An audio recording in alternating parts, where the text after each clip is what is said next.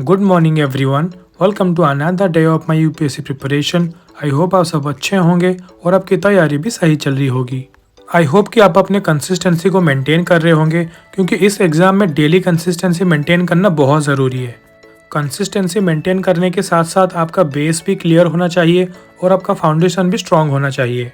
I hope कि आपको मेरा शॉर्ट्स का सीरीज़ अच्छा लग रहा होगा, जो कि मैं अभी डेली बेसिस में अपडेट करने वाला हूँ। और करंट अफेयर के रिगार्डिंग सारे पीडीएफ्स आपको मेरे इंस्टाग्राम के चैनल में मिल जाएगा, और चैनल का लिंक डिस्क्रिप्शन बॉक्स में है, माई जर्नी ऑफ यूपीएससी के नाम से। आज सुबह सुबह जल्दी उठ के पहले मैंने अपना ब्रेकफास्ट कंप्लीट किया, फिर उसके बाद मैं पढ़ने बैठ गया अपना डेली न्यूज़पेपर। तो चलिए देखते हैं मेरे पॉइंट ऑफ व्यू से आज के न्यूज़पेपर में अच्छे वाले आर्टिकल्स क्या हैं। पहला आर्टिकल है टीसैंगपो डैम के बारे में। अभी चाइना वर्ल्ड का सबसे लार्जेस्ट हाइड्रो पावर प्रोजेक्ट बनाने वाला है, जो कि यारलुंग टीसैंगपो रिवर के ऊपर बनाने वाला है। ये टोटल 60,000 मेगावाट का इलेक्ट्रिसिटी प्रोड्यूस करने वाला है, जो कि 3 गॉर्जियस डैम से 3 गुना ज़्यादा है। तिब्बत से यारलुंग टीसैंगपो रिवर एंटर करता है अरुणाचल प्रदेश में, वहाँ पे इसका नाम है सियांग। देन आसाम में it is joined by tributaries like Dibang and Lohit, then उसका नाम बनता है ब्रह्मपुत्र। उसके बाद ये रिवर एंटर करता है बांग्लादेश में और ये जाके गिरता है बे ऑफ बंगाल में। और दूसरा आर्टिकल ये है कि जो सारे ट्रांस पर्सन हैं वो अपने नाम को और जेंडर आइडेंटिटी को कैसे चेंज कर सकते हैं। ट्रांसजेंडर पर्सन एक्ट 2019 के आने के 5 साल बाद कर्नाटका हाई कोर्ट ने एक लेडी को जो पिछले हफ्ते ही अलाउ किया है कि वो अपने नाम को और अपने जेंडर आइडेंटिटी को अपने बर्थ सर्टिफिकेट में चेंज कर सके। अपने ऑफिशियल डॉक्यूमेंटेशन को इंश्योर करने के लिए उन्होंने अपना नाम और जेंडर आइडेंटिटी को अपने आधार कार्ड, ड्राइविंग लाइसेंस और पासपोर्ट में भी चेंज कर दिया था। Section 15 of the Registration of Birth and Death Act 1969 permits the changing of birth certificate if the information is erroneous or entered fraudulently or incorrectly. Section 6 of the TPA states that a trans person can be issued a certificate of identity as the proof of their identity. Then Section 7 states that this can be revised if they choose to opt for a sex assignment surgery. अगर कोई person कोई surgery करता है, then वो medical superintendent या फिर chief medical officer को बोल के एक मेडिकल सर्टिफिकेट इशू करा सकता है। देन तीसरा आर्टिकल ये है कि how to tranquillise and capture a tiger in the wild. Then editorial वाले पेज में एक एडिटोरियल है जैसे कि फॉरेक्स एंड फर्टिलाइजर। इसमें इंडिया का फॉरेक्स रिजर्व के बारे में है और जो रुपी का अप्रिसिएशन और डेप्रिसिएशन हो रहा है उसके बारे में है। देन इकोनॉमी वाले पेज में कुछ न्यूज़ है, जैसे कि अभी बाइडेन ने जापान को स्टील का सप्लाई बंद कर दिया है। देन जो भी सारे पेंशनर हैं वो अपने ईपीएफओ पेंशन को किसी भी बैंक के किसी भी ब्रांच से विड्रॉ कर सकते हैं। देन अभी इंडिया ट्रम्प के साथ अपने सारे एडमिनिस्ट्रेशन टाइज को स्ट्रॉन्ग करने की कोशिश कर रहा है। बस आज के न्यूज़पेपर में इतना ही था। अगर आपको डेली करंट अफेयर जानना हो तो आप मुझे इंस्टाग्राम में फॉलो कर सकते हैं, नहीं तो आप मेरा डेली शॉर्ट्स का सीरीज़ भी देख सकते हैं। शॉर्ट्स में मैं डेली एक वाइल्ड लाइफ सेंचुरी, नहीं तो नेशनल पार्क, नहीं तो टाइगर रिजर्व और एक करंट अफेयर का रिगार्डिंग एक न्यूज़ अपडेट करता हूँ। फिर उसके बाद मैंने थोड़ा ब्रेक लिया और उसके बाद मैंने चालू किया एनवायरनमेंट एंड इकोलॉजी। इसमें मैंने किया है great Indian bustard. Ministry of environment, forest and climate change ने बस्टर्ड रिकवरी प्रोग्राम के लिए फंड का अप्रूव कर दिया है। इसमें सारे जो भी प्रोस्पेक्टिव हैं वो है coverage species, background, current status, project implementation, funding agency, planning authority, partner agency and project objectives. Then इसका कोलैबोरेटिंग एजेंसी है बॉम्बे नेचुरल हिस्ट्री सोसाइटी। ये बर्ड्स मोस्टली ओमनिवरस होते हैं। Then steps taken, declaration of protected area, species recovery programme, then conservation, breeding, legal protection, capacity development.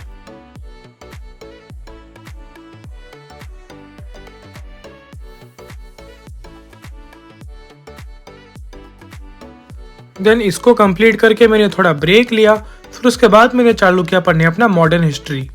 इसमें मैंने किया है Indian National Congress, foundation and modern phase.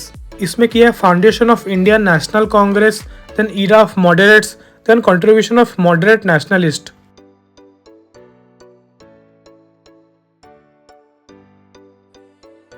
देखा जाए तो आज के प्री और मेंस में मोस्टली मॉडर्न हिस्ट्री से ज़्यादा क्वेश्चंस आते हैं।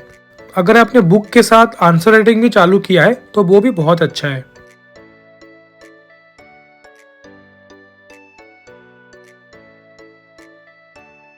मैंने अपने एंशिएंट और मिडिवल हिस्ट्री को कंप्लीट किया है, तो बस ये मॉडर्न हिस्ट्री थोड़ा बाकी था और इसको कंप्लीट करके मैं करूँगा अपना वर्ल्ड हिस्ट्री। और मोस्टली आर्ट एंड कल्चर के लिए सारे करंट अफेयर के न्यूज़ आते हैं, नहीं तो आप बुक भी पढ़ सकते हो। अगर आपको किसी भी टॉपिक में कुछ भी डाउट हो रहा है तो आप मुझे कमेंट सेक्शन में बताना, मैं उसी टॉपिक को ईजिली डिस्क्राइब करके एक वीडियो अपलोड कर दूंगा। आई होप कि आपको मेरे डेली व्लॉग्स अच्छे लग रहे होंगे। मैं इसको इसलिए बनाता हूँ ताकि मैं खुद में कंसिस्टेंसी मेंटेन करूँ और मेरे को देख के आप भी थोड़ा कंसिस्टेंसी को मेंटेन कर सके। ऐसे मैंने अपना मॉडर्न हिस्ट्री कंप्लीट किया और उसके बाद मैंने अपना लंच किया, फिर मैंने पढ़ना चालू किया अपना डेली करंट अफेयर्स। इसमें मैंने पहले किया unicorn. It is India's first military technology pact with Japan. The pact came 9 years after New Delhi and Tokyo signed an agreement on the transfer of defense equipment and technology. It is a state-of-the-art integrated antenna system. It is jointly developed by 3 Japanese companies. Then kiya Tsunami Ready Recognition Program. It is an international community-based recognition program developed by Intergovernmental Oceanographic Commission of UNESCO. Its aim is to build resilient communities through awareness and preparedness strategies that will protect life, livelihood, property from tsunami in different regions. The main goal of the program is to improve coastal community preparedness for tsunami and to minimize the loss of life and livelihood and property.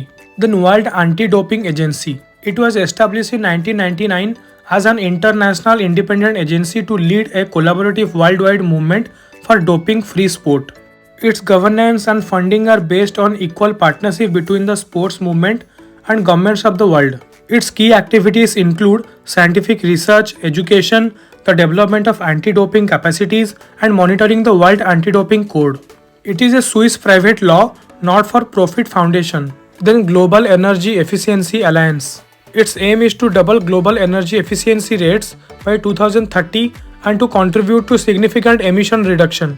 It also encourages strategic partnership and bolster investment in energy efficiency initiatives. Then International Criminal Court. It is a global court which seeks to hold account those guilty of some of the world's worst crime. It is the only permanent international criminal tribunal. It was established by international agreement, the Rome Statute in 1998.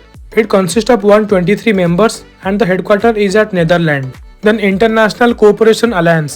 It is a non-profit international association which unites, represents and serves cooperative worldwide. It is founded in 1895. It is one of the oldest non-governmental organization. Then ASEAN Meeting. It was established to strengthen security and defense cooperation of peace, stability and development in the region. It is a platform for ASEAN and its 8 dialogue partners like Australia, China, India, Japan, New Zealand, Republic of Korea, Russia and US. Then Global Matchmaking Platform. It is designed to fast-track the decarbonization of heavy emitting industries in emerging and developing economies. It was born in December 2023 at the 28th UN Climate Change Conference. फिर उसके बाद मैंने थोड़ा break लिया और उसके बाद मैं शाम के टाइम में चला गया पार्क, जैसे कि मैं रोज जाता हूँ इवनिंग वॉक करने। और डेली इवनिंग वॉक से थोड़ा मेरा माइंड को शांति भी मिलता है और मेरा बॉडी का फिटनेस भी मेंटेन रहता है।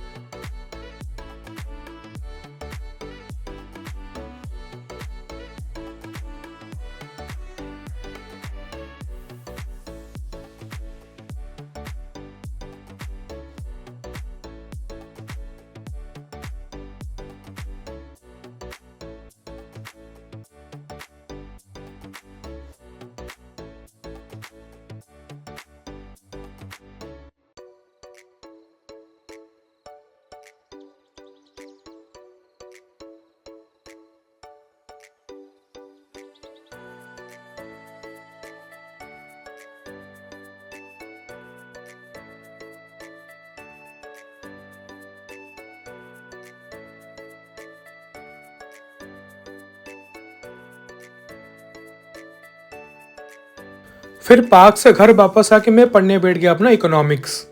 इसमें मैंने किया है fiscal consolidation, fiscal deficit, planning commission and NITI Aayog. ये बात मैं डेली बोलता हूँ, जैसे कि अभी आप इकोनॉमिक्स की स्टार्टिंग कर रहे हो तो आप पहले इकोनॉमिक्स का जो एनसीईआरटी का बुक है उसको पढ़िए, फिर उसके बाद आप कोई स्टैंडर्ड बुक उठाइए। और इकोनॉमिक्स में आजकल के सबसे ज़रूरी है करंट अफेयर्स, क्योंकि जो भी सारे क्वेश्चंस प्री में और मेंस में आते हैं वो सारे करंट अफेयर के रिगार्डिंग है। और इकोनॉमिक्स के लिए आप कोई मंथली मैगजीन भी पढ़ सकते हो, क्योंकि मैगजीन वगैरह में जो सारे मंथली न्यूज़ होते हैं इकोनॉमिक्स के रिगार्डिंग वो अच्छे से डिस्क्राइब करके दिए गए होते हैं।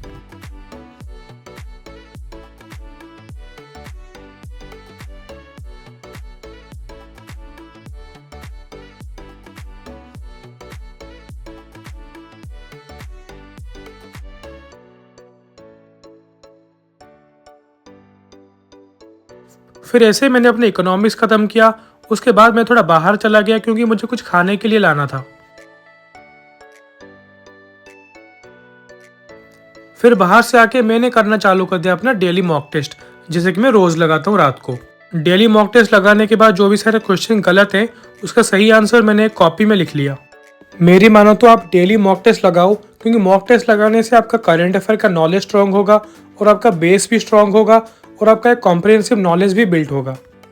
अगर आपको कुछ भी डाउट हो अपने प्रिपरेशन के रिगार्डिंग तो आप मुझे कमेंट सेक्शन में पूछ सकते हैं, और कौन सा बुक पढ़ना है, कैसे पढ़ना है और कौन सा टॉपिक को कितना टाइम देना है वो भी मुझे आप पूछ सकते हो। और डेली करंट अफेयर जानने के लिए आप मुझे इंस्टाग्राम में फॉलो कर सकते हैं। वहाँ पे मैं डेली करंट अफेयर के PDF अपलोड करता हूँ, और इंस्टाग्राम का ID आपको डिस्क्रिप्शन बॉक्स में मिल जाएगा, माई जर्नी ऑफ UPSC के नाम से। तो ये था आज मेरा पूरा दिन का स्केड्यूल, जिसमें मैंने सारे चैप्टर्स अच्छे से कवर किया है। तो आज के वीडियो में बस इतना ही। अगर आपको वीडियो अच्छा लगा हो तो प्लीज़ लाइक करें, शेयर करें एंड कमेंट करें, और ऐसे वीडियोस देखने के लिए आखिरी में चैनल को सब्सक्राइब भी जरूर कर दें।